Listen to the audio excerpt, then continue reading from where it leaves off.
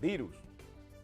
Y no hay que decirle a ustedes la cantidad de gente que ha muerto ahí. Incluso está siendo demandado o va a ser demandado ante la Corte Penal Internacional por crímenes de genocidio, lesa humanidad y esa cosa.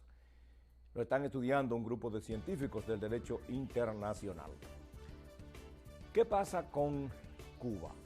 Cuba, desde que decidió en la década del 60, bueno, en el año 59, pero en la década del 60, a principio, fue que decidió, el primero, segundo año, que su sistema político iba a ser socialista. La Carta de las Naciones Unidas dice que las Naciones Unidas no se puede meter absolutamente en la vida interna de ningún país. Los principios internacionales del derecho internacional dicen que cada país es soberano, que cada país debe ser respetado y que ningún país, por grande o por pequeño que sea, puede intrometerse en los asuntos de otro país.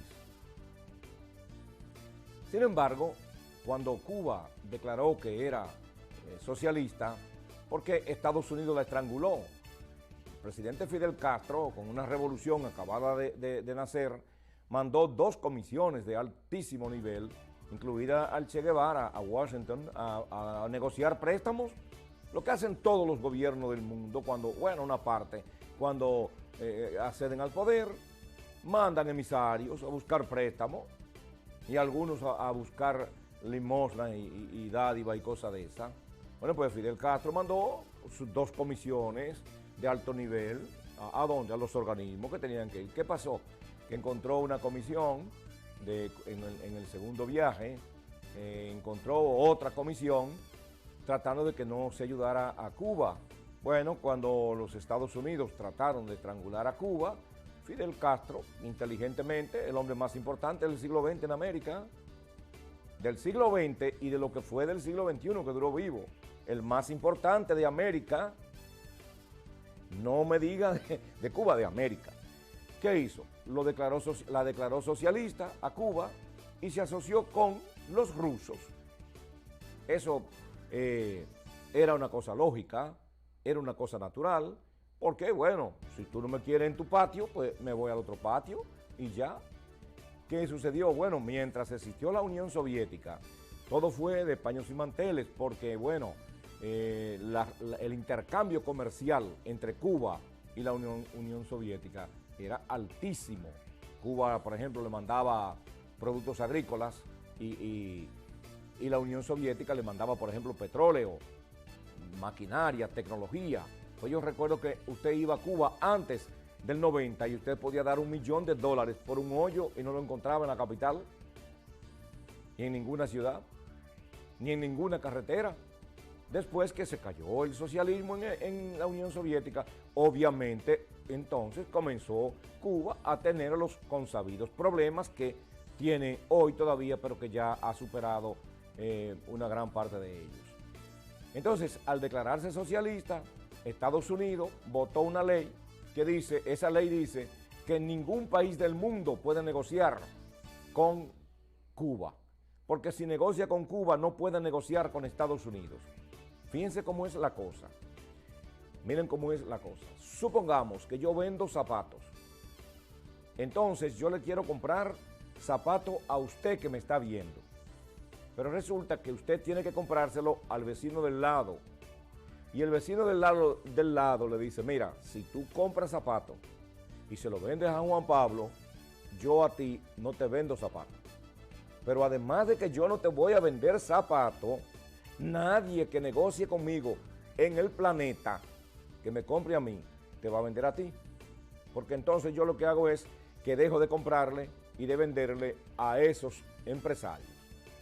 En conclusión, una ley diabólica, satánica, que es una ley que bueno, de acuerdo con el gobierno cubano, ya Cuba ha perdido alrededor de $200.000 millones. $200.000 millones por el bloqueo, porque eso no es un embargo.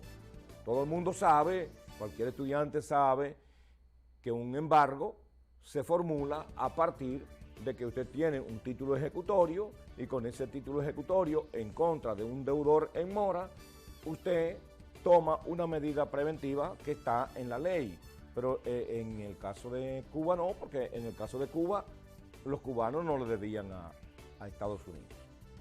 Bueno, pues desde la década de los años 90 viene el gobierno de Cuba obteniendo una victoria moral y hasta política en Naciones Unidas, porque desde esa época, todos los años se vota en esta época una resolución en Naciones Unidas donde se insta al gobierno de los Estados Unidos de América a que quite ese bloqueo, a que desbloquee a Cuba. Señores, Cuba tiene 2 vacunas contra el COVID.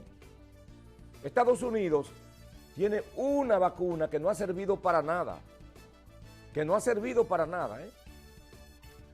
Incluso nos engañó aquí en 2 oportunidades, le compramos vacuna o en la primera no nos mandó la vacuna y que yo sepa no nos ha mandado la otra. Entonces, ¿qué es lo que sucede? Que Estados Unidos, las Naciones Unidas, le dice al mundo, le dice, quítenle Estados Unidos, quítenle el bloqueo, el mundo entero apoya que tú le quites el bloqueo. Solamente un lacayo como Israel, una cosa que no tiene sentido, ni siquiera de existir, porque algunos ignorantes creen que es verdad, dicen que Israel es el pueblo de Dios, de un Dios que vino y dijo, maten a esto, maten a los que estaban aquí, aquello, asesinen esto, maten a los niños, maten a todos los viejitos y cojan esa tierra. Pues eso es un Dios del diablo, porque ¿qué Dios es ese?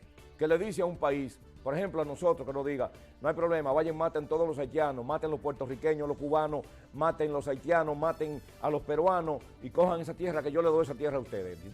Bueno, tiene que ser el demonio, tiene que ser el diablo, no puede ser Dios.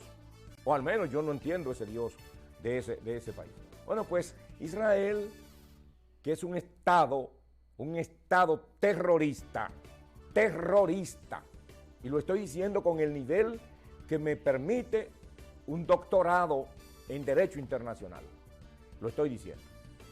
Y lo discuto con el que quiera, no importa que sea el embajador de Israel o con el que quiera.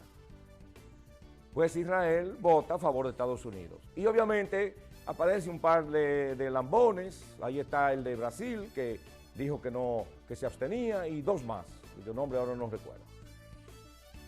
Desgraciadamente, esas resoluciones no son obligatorias, porque en Naciones Unidas hay resoluciones que son las que se toman en virtud de los artículos 6 y 7 de la Carta de Naciones Unidas por el Consejo de Seguridad y en algunos casos excepcionales por la Asamblea General y algún otro órgano, pero las demás no son obligatorias, pero sí es un triunfo moral de que más de 20 años Cuba obteniendo el apoyo absoluto del planeta entero, diciéndole a Estados Unidos, vete de mi territorio, déjame en paz, no me moleste, yo quiero ser como soy. Y finalmente voy a concluir este comentario poniendo este ejemplo. Yo tengo un amigo que lo quiero como un hermano, que siempre discutíamos por asuntos de política, pero no es que peleábamos, discutíamos. Hasta que un día ya no encontraba cómo explicarle esto a mi amigo y le dije, no te preocupes, a partir de mañana yo llego allá a las 6 de la mañana. Para usted levantarse, usted se va a levantar cuando yo lo ordene. La mujer suya se va a bañar a la hora que yo diga y como yo diga. Los hijos suyos se van a ir a la escuela como yo diga y en la forma que yo lo designe. Usted va a comer lo que yo diga. Usted va a dormir a la hora que yo diga. Usted va a escribir a la hora que yo diga. Y se quedó mirando. Me parece que pensó que me puse loco. Digo, si yo tengo derecho a eso, los gringos tienen derecho a intervenir en cualquier parte del mundo. Hasta el día de hoy no hemos vuelto a hablar más de ese problema. ¿A usted le gustó este comentario? Porque es un comentario internacional de solidaridad. No importa que sea Cuba, de solidaridad con Cuba en este caso.